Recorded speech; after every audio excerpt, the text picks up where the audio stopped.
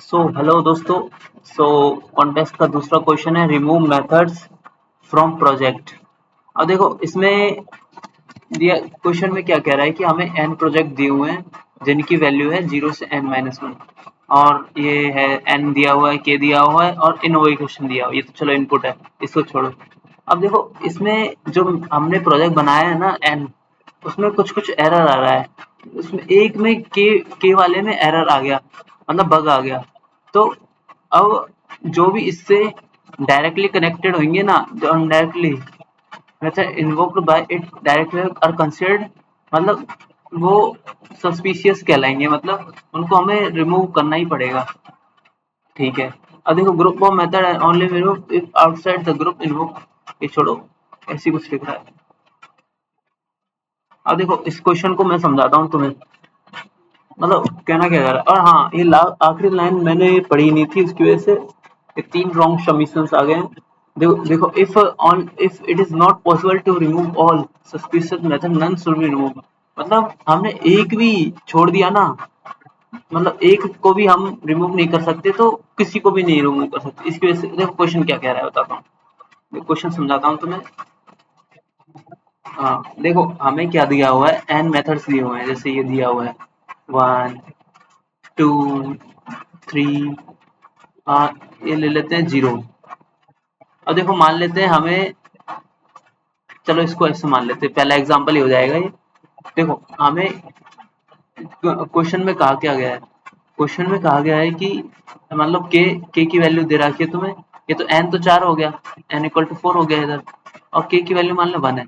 अब 1 से जो भी कनेक्टेड होगा ना, वो तुम्हारा सस्पिशियस होगा। 1 तो खुद ही है, ये 2 हो गया, ये सस्पिशियस हो गया।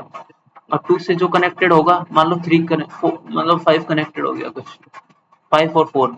ठीक है, अब ये सस्पिशियस हो जाएंगे।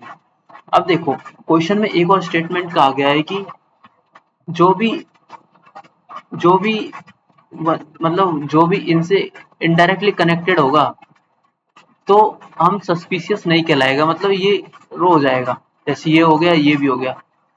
अब देखो हम इन सबको रिमूव नहीं कर पा रहे तो हम किसी को नहीं कर पाएंगे, मतलब समझे। मतलब एक को सस्पिशियस नहीं होगा, मतलब इसको प्रोजेक्ट को ये वो कर रहा है तो सारे प्रोजेक्ट सही होंगे। अब देखो मतलब इसका आंसर फिर आ जाएगा ओवरऑल 1 2 3 4 5। ठीक है, ये इसकी वजह से थोड़ा सा क्वेश्चन मेरे 3 बार हो गए, बस देखो। अब देखो एक और एग्जांपल समझते हैं। एक और एग्जांपल जैसे ये है, आ, जैसे ये ही आ गया। हाँ, वन, जैसे वन, अरे वन, एक मिनट, सॉरी। हाँ हम देखो एग्जांपल ही देख लेते हैं। देखो इसमें हम 1 से कनेक्टेड है, ये वाला 1 वाला इसमें सस्पिशियस है, पर 1 से पहले भी कोई प्रोजेक्ट दे रहा है जो कि सही है, क्योंकि जो भी 1 से कनेक्टेड होगा, 1 से 2 कनेक्टेड है तो ये भी सस्पिशियस हो गया। ये सस्पिशियस हो गया, ये सस्पिशियस हो गया, ये भी सस्पिशियस हो गया। ठीक है, पर ये डायरेक्टली कनेक्टेड नहीं है तो ये ठीक होगा, ये भी ठीक होगा। पर ये ठीक है तो इसके आगे वाला भी ठीक होगा, तो एक भी ठीक हुआ। मतलब देखो इसमें क्वेश्चन में कह रहा है कि if not possible to remove, मतलब एक भी रिमूव नहीं कर पा रहे हैं तो आंसर पूरा आएगा।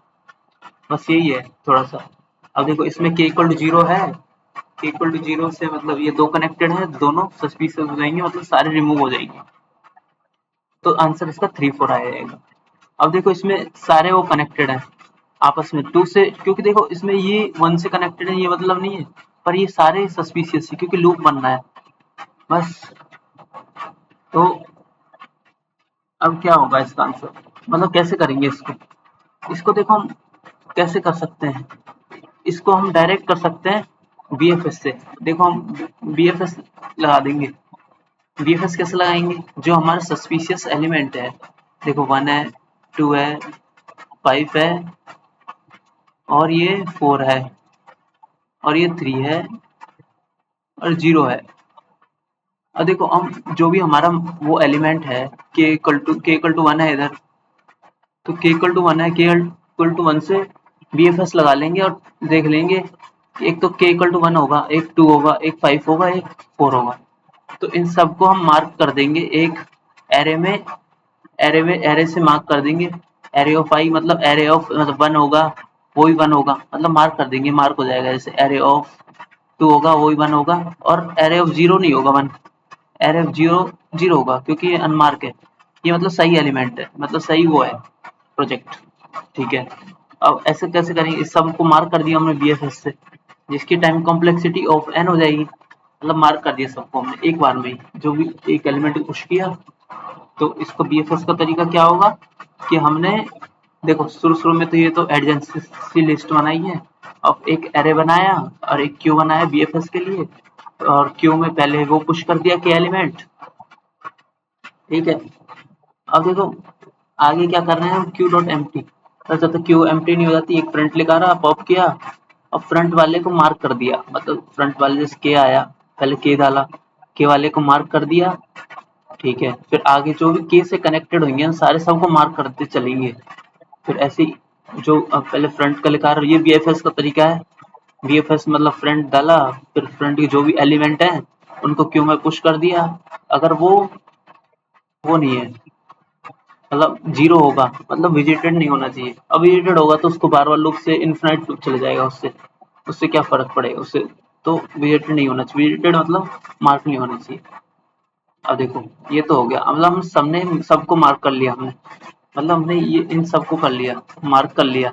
अब आगे क्या करेंगे, मार्क कर लिया, मार्क कर लिया, अब देखो हम चेक करेंगे कि जो हमारे अनमार्क है ना वो कहीं मार्क से तो कनेक्टेड नहीं है। देखो हमारा 0 1 से कनेक्टेड है, अगर 1 से भी कनेक्टेड हुआ तो हमारा एक चेक वेरिएबल बनाएंगे।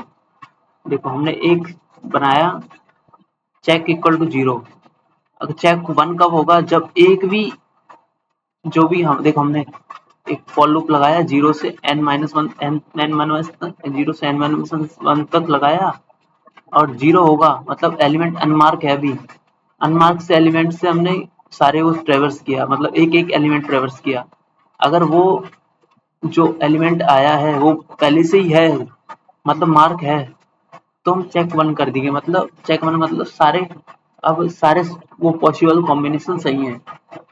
फिर हमने क्या किया कि एक रिजल्ट वेक्टर बनाया, अगर 0 है, 0 वाले एलिमेंट है तो उनको तो करना ही है, वो तो सही एलिमेंट है हमारे, और चेक होगा ना मतलब चेक सही होगा तो सारे एलिमेंट सही होंगे, बस इसको रिटर्न कर दिया तो आंसर आ गया। बस आई होप समझ में आया होगा आपको।